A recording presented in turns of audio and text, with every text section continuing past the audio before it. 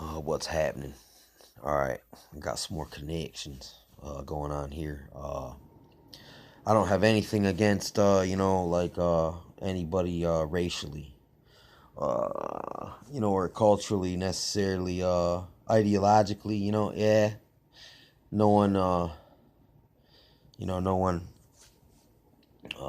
believes the same thing and it's got it all the way right, but some connections I've been seeing. Okay, locust from the Bible. All right, I watched this movie, Gangis Khan, and there was a point in the movie. All these dudes were making these sounds at the same time, and literally, they sounded like the bugs, man, the locusts, the grasshoppers. They sounded like grasshoppers, uh, and it was weird because it's like the movie was really, it didn't really show the real ferocity of what these dudes were, their technique of making a giant circle and working in and just murking everything to the center of it. This dude was a slave too that kept he got free and then you know uh, won over the people and then utilized them and just kept getting bigger. And there's the 200 million horseman, red horse of the apocalypse, and it's like uh, the river dries up, so the kings of the east can make their way to Megiddo or whatever and prepare for this war. Gog Magog. These guys are showing up now. That's Turkey. In Second Ezra's, it talks about dragons are the Arabians. In the movie, also Genghis Khan, it showed certain tribes of Asiatic people that they looked like Middle Eastern, almost like India, turban, Muslim looking Asians with like curly beards. And they were the people that made long trips in the trade. You know what I'm saying? And I also read in the ninja book that they said the dark arts or whatnot originated in Babylon and migrated east. So that's a heavy connection right there, because that's like like on Battleship when you get a hit. You know what I'm saying? Uh, that was like a dead hit right there. That the Babylonian things made it to Asia for sure, and this is one of the ways they did it, through these types of people. Uh, but the dragons are known as the Arabians, and it says because of their mischievous nature, and the whole.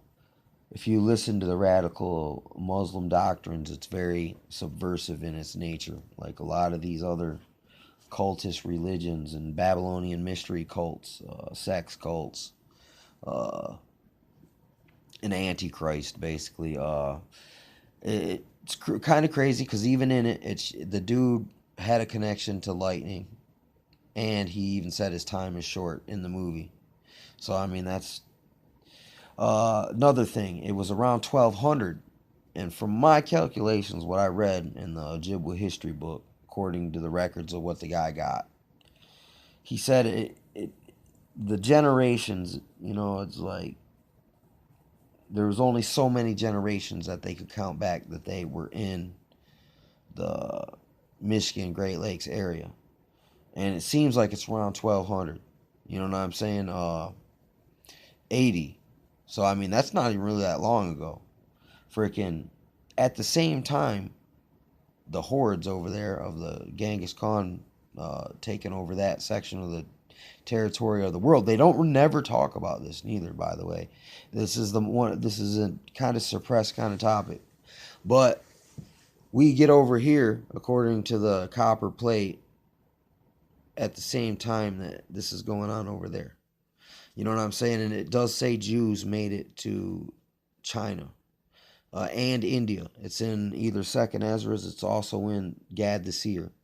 Uh, so uh, there's a lot of connections here with this, and in the movie, a lot of things about them look similar to some of the Indian stuff. Especially their hut houses. And another thing I found out, there's these tribe in Africa that the women make their houses, and they're called wickups. Over here, the women made the houses here, and they were called wigwams. And the same thing over there. It was always like their women looked like they were keeping their houses, and the men were out riding horses all the time. Uh, Kind of a situation, and I thought there was kind of some cultural connections here. And this is from Africa to Native Americans, pre-America, to Genghis Khan. At least what they portrayed in the movies. I don't know how dead bang accurate that is with the Mongol situation, but it's funny about the locusts. I already realized this with the Tibetan monks when they make the humming, uh, that they kind of resemble bugs. And outside at night, the crickets, literally, if you play psalms in music form and then be really quiet, the crickets will play along to the music. It's insane. Uh, and the thing, look, the like little one branch will be dancing and moving like this, like weird little stuff like that, man. It's like really, uh, it's like so much more interactive. Like there's all these like there's like the animal internet, uh, but there's also like the spirit. Uh, when you see things from the spirit, it's almost like tapping into a different frequency. It's almost like with the phone and the Wi-Fi.